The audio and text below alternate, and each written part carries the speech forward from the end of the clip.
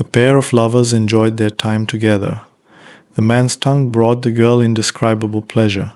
Sensuous sensations filled her body. Moans escaped her throat as if she couldn't catch her breath. She arched her back and grasped at the air with her hands. After savoring the waves of her orgasm, the man traced a line with his tongue from her groin to her navel, feeling the cool sweat on her skin, and gently tickled between her breasts. He propped himself up on his outstretched arms and hovered over her face.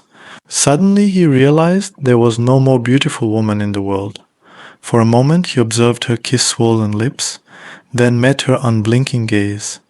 In confusion he called her name, pulled her hand, and suddenly recoiled as if he had grabbed a cold, slippery snake. Her hand fell, crooked and awkward. She didn't correct it, didn't move at all. He watched in shock as bluish veins became visible under her pale blue skin. She seemed to transform into a marble statue, with her beautiful appearance marred only by the swollen blue veins on her neck. The man screamed, called her name again, then bent over her chest. Her heart wasn't beating. He acted without thinking. With cold, unsteady hands, he moved her legs, covered her with a blanket, and got dressed.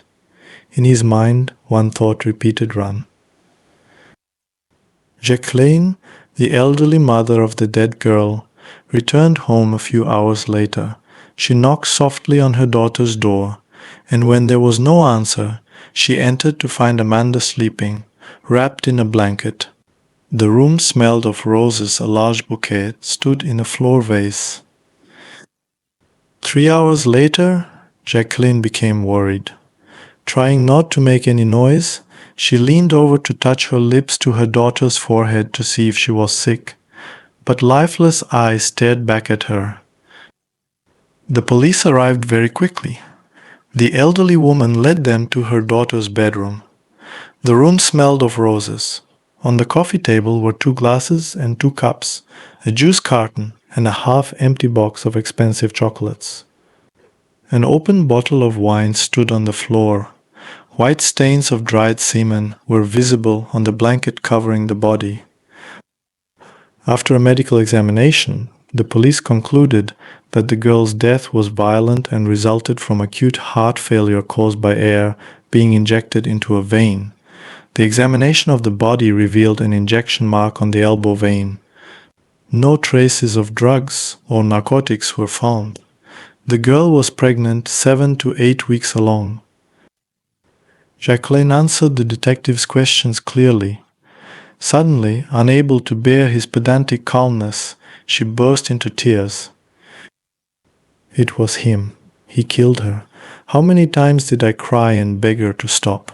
He was married, but she kept hoping he'd leave his wife and marry her. My poor girl, he's very rich. Not like us. And she believed she'd be happy with him. His name is Christopher. He's a saxophonist. They played in the same band. The detective interviewed the band members. They confirmed that Amanda and Christopher left together on the day of her death. In fact, they had left together almost every day since the young girl joined the band 6 months earlier. Christopher immediately surrounded her with attention, care, and the benefits of a wealthy person. However, he didn't earn this wealth himself. Christopher lived with his very wealthy wife. Everyone around them said Christopher would never leave his wife. And even if he did, he would become a man used to luxury but suddenly left without money. But Amanda insisted, I love him. It seemed Christopher loved her too, but since he hid their relationship from his wife and feared being exposed, he had no plans to change his life. Christopher was arrested during a rehearsal. His fingerprints matched those on the glasses and cups. His saliva was found on the deceased's genitalia, and his semen on the blanket. Christopher was deeply depressed. It's my fault. I should have made a decision, made a choice, but I hoped everything would resolve itself.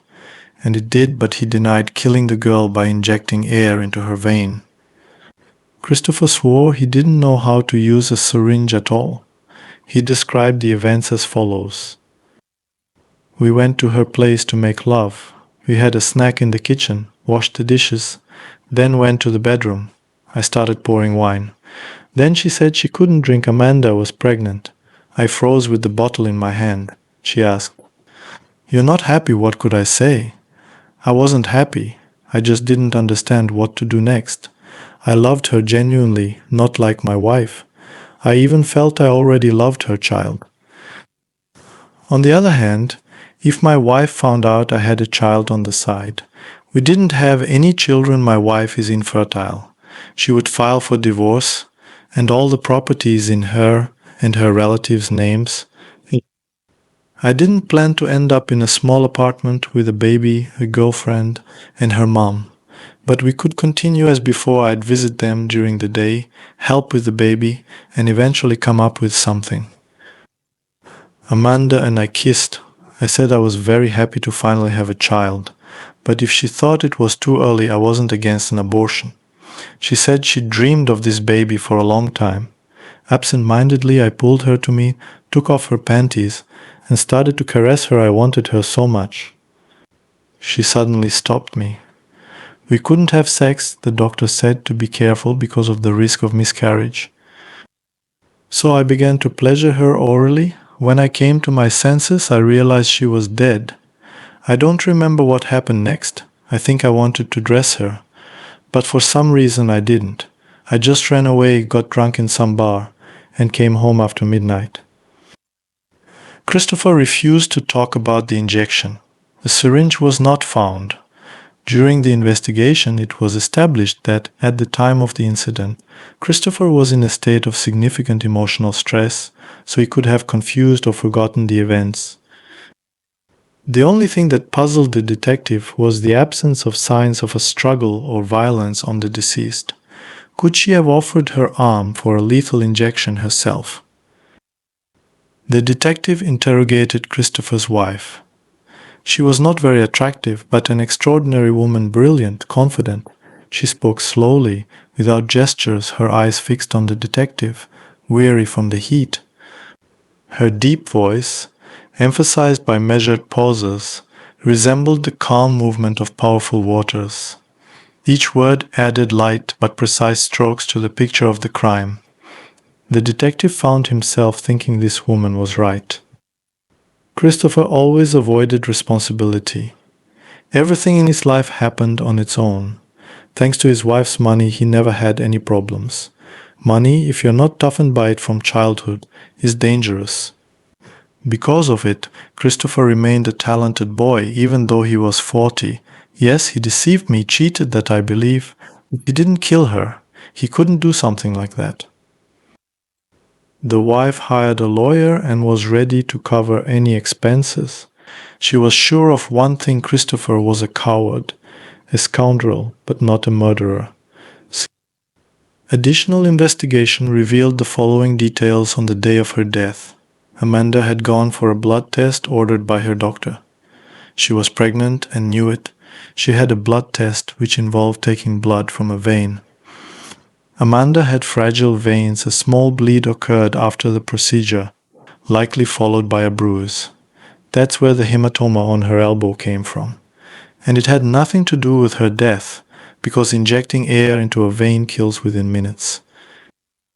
So Christopher really hadn't given her a lethal injection. The theory of his involvement in his lover's death was wrong. It was clear that the girl hadn't died a natural death, but there were no signs of murder. A paradox. An additional examination was conducted. The expert concluded that the air entered the venous system from the vagina. This is extremely rare only during pregnancy and only if the man blows air into the vagina. Christopher confirmed, "Yes, I blew. I wanted to say hello to the baby, and I also imagined inflating her belly big, pregnant, like a balloon." So in this case, all the negative factors came together. Amanda was pregnant, had fragile blood vessels, plus a man who could blow hard because he was a saxophonist. Death in such a case is instantaneous, within 15 minutes at most. Christopher's wife closely followed the trial. Finally, she felt the case was won. Her husband wouldn't be convicted of something he hadn't done. She had fulfilled her duty. Well, she knew he never loved her. He slept with her once. Then he decided to marry her money and status. And she fell in love. What he gave her was so radically different from her refined life that, having tasted it once, she couldn't live without it. How they vacationed at the sea, swimming with a bottle of brandy beyond the buoys in a storm, drinking from the bottle. Christopher taught her to hear the music trees make, accompanying the forest with his saxophone. He sang romances to her at night. But he didn't love her, cheated on her constantly and with everyone. But the thought of divorce scared her. She understood. If Christopher left, the main internal content of her life would go with him, his oddities, lightness, childishness. He was her child, requiring care and love. Like a mother, she tolerated his antics and arrogance, justified his infidelities and lack of money. When it came time to prove his innocence in court, she did it without hesitation, out of habit. But now she wanted only one thing: peace. She was terribly tired, and there was no more strength or desire to look after this man. When Christopher exited the courthouse, his wife was waiting in the car. They drove in silence for a while.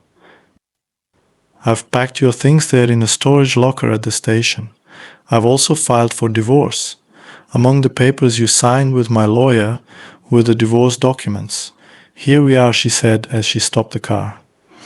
"Get out." And with that, they parted ways forever.